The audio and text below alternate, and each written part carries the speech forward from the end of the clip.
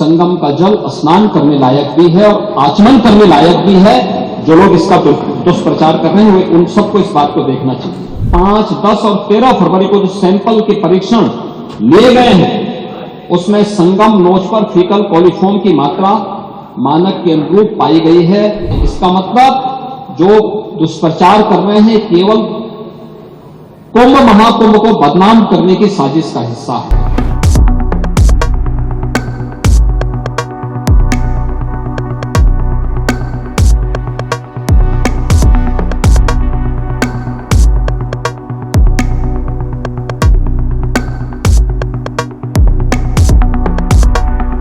जल की गुणवत्ता के बारे में भी प्रश्न खड़े करने के प्रयास हुए।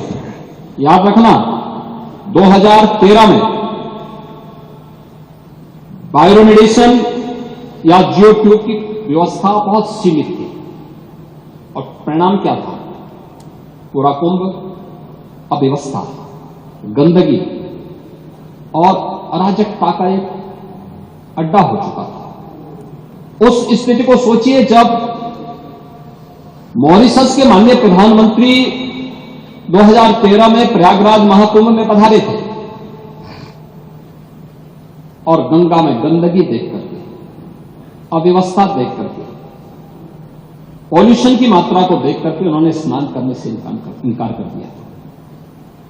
और 2025 में जब हम लोग आए हैं तो मैंने तो आपको आंकड़े बता दिए कि 56 करोड़ से अधिक श्रद्धालु अभी स्नान कर चुके हैं। एक सप्ताह बाकी है।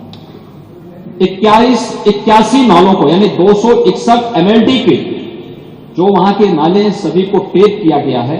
और टेप ही नहीं किया गया है बल्कि उसके बारे में जो सरकार की व्यवस्थाएं बनाई गई है उसके बारे में विस्तार से सदन में कहना चाहूंगा, क्योंकि बहुत सारे लोग अभी उसके बारे में दुष्प्रचार करने की अपनी उस प्रवृत्ति से बाज नहीं आएंगे और इसलिए मैं उसके बारे में बताना चाहूंगा कि गंगा जी हो या यमुना जी हो, प्रयागराज के जितने भी वहां पे संगम स्थल से जुड़े हुए जितने भी वहां के अगल बगल के जितने भी नाले हैं, जितने भी इस प्रकार के सीवर का है, ड्रेनेज का है, सबको टेप करके या तो STP में या बायोरेमेडिएशन या जियो ट्यूब के माध्यम से उनके शुद्धिकरण के बाद ही उसे वहां पर वो किया जा रहा है। दूसरा है ट्रीटमेंट के बाद ही उस जल को छोड़ा जा रहा है। जल की शुद्धता के जो मानक होते हैं वह 2 स्तर पर जांची जाती है। एक तो BOD स्तर पर, बायोलॉजिकल ऑक्सीजन डिमांड के रूप में, और दूसरा DO के रूप में, डिजॉल्व ऑक्सीजन के रूप में। और इन दोनों के मानक निर्धारित हैं। इन दोनों के मानक निर्धारित हैं जिसमें BOD 3 या उससे कम होना चाहिए और DO जो डिजॉल्व ऑक्सीजन की मात्रा है वो 5 से अधिक होनी चाहिए। जल में स्नान करने के लिए जल की जो मात्रा होती है उसमें ये मात्रा इस रूप में होनी चाहिए। और मुझे बताते हुए यहां पर मैं आपको बताना चाहता हूं कि उत्तर प्रदेश जो पॉल्यूशन कंट्रोल बोर्ड है वो लगातार वहां पे जल की मॉनिटरिंग करता है, उसकी गुणवत्ता को बनाए रखने के लिए कार्य कर रहा है।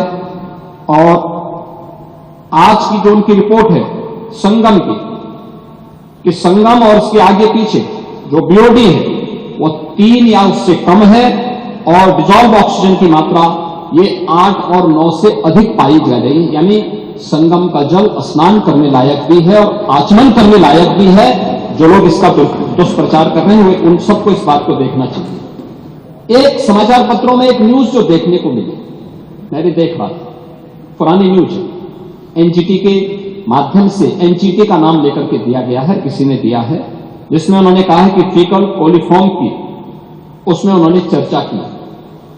ये फीकल कोलिफॉर्म की जो मात्रा उन्होंने की है इसमें 2500 MPM यानी मोस्ट प्रोबेबल नंबर, ये उससे उसका मापक माना गया है। इससे कम होनी चाहिए 100 ml में, 100 मिलीलीटर में। और इसके जो अलग अलग नमूने लिए गए फीकल कोलिफॉर्म के लिए, ये फीकल कोलिफॉर्म बढ़ने के बहुत सारे कारण हो सकते हैं। या तो कहीं सीवेज लीकेज है, या बहुत बार होता है कि भाई इस प्रकार की नदियां हैं कोई वह चैनलाइज तो है नहीं, भैंस है, गाय है या अन्य जानवर उसमें आते हैं, नहाते हैं, उसके कारण भी, उनके गोबर आदि के कारण भी इसकी मात्रा तेजी के साथ बढ़ती है।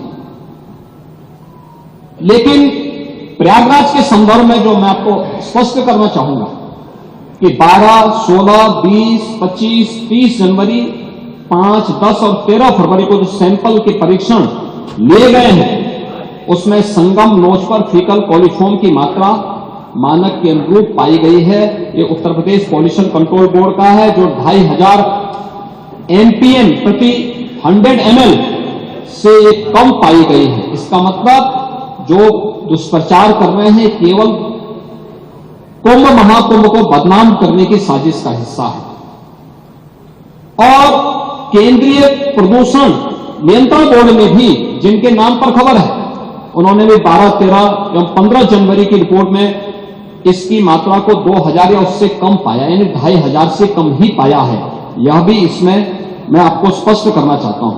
और महोदय, मैं इसीलिए कहना चाहूंगा कि ये जो नकारात्मक सोच है, दुष्प्रचार के माध्यम से महाकुंभ को बदनाम करने की साजिश का जो हिस्सा है, ये उन करोड़ों लोगों की आस्था के साथ खिलवाड़ है और किसी जाति, मत और मजहब से जुड़े हुई संख्या भी नहीं है और किसी वर्ग का भी नहीं है। इसमें गांव में एक सामान्य नागरिक भी आ रहा है, देश का बड़ा उद्योगपति भी आ रहा है, देश की महामहिम राष्ट्रपति भी आए, महामहिम उपराष्ट्रपति भी आए, माननीय प्रधानमंत्री जी भी आए, केंद्रीय मंत्रीगण आए हैं, स्पीकर साहब आए हैं लोकसभा के। हर, यानी देश और दुनिया की हर सेलिब्रिटी वहां प्रयागराज आ रही है। उच्चतम न्यायालय के माननीय न्यायाधीश हो या हाईकोर्ट, तमाम उच्च न्यायालयों के माननीय न्यायाधीशों की संख्या, समाज का हर तबका प्रयागराज के लिए उमड़ रहा है, हर व्यक्ति आ रहा है। और क्या प्रचार करना बुरा था क्या? क्या हमें उत्तर प्रदेश की किसी उपलब्धि को, उत्तर प्रदेश की किसी आयोजन को देश और दुनिया के सामने नहीं ले जाना है क्या? आपने प्रत्येक स्नान के समय वहां देखा होगा किस प्रकार की स्थितियां थी। श्रद्धालु हो या फिर पर्यटक हो, देशी हो या विदेशी पर्यटक हो, जो एक बार कुंभ में डुबकी लगाया और भूरी भूरी प्रशंसा किया, व्यवस्था की प्रशंसा किया, जल की प्रशंसा किया, आयोजन की प्रशंसा किया, एकात्मता की प्रशंसा किया। कौन भेदभाव हुआ? कौन तुष्टीकरण हुआ? कौन सा तुष्टीकरण है? कौन सा तुष्टीकरण इसमें है? ये तुष्टीकरण नहीं, ये 56 करोड़ लोगों के आने का संतुष्टीकरण है, भारत के संतुष्टीकरण है, दुनिया का संतुष्टीकरण है। ये बातें इस बात को एहसास कराती हैं कि भारत की ताकत का एहसास दुनिया कर रही है और उत्तर प्रदेश की ताकत का एहसास पूरा भारत कर रहा है कि हां, उत्तर प्रदेश कितने बड़े आयोजन को कर सकता है। इस आयोजन के साथ जुड़ने का सौभाग्य उत्तर प्रदेश वासियों को प्राप्त हो रहा है और उत्तर प्रदेश में भी केवल प्रयागराज इस आयोजन को कर सकता है। यह सौभाग्य उत्तर प्रदेश के अंदर प्राप्त हुआ है।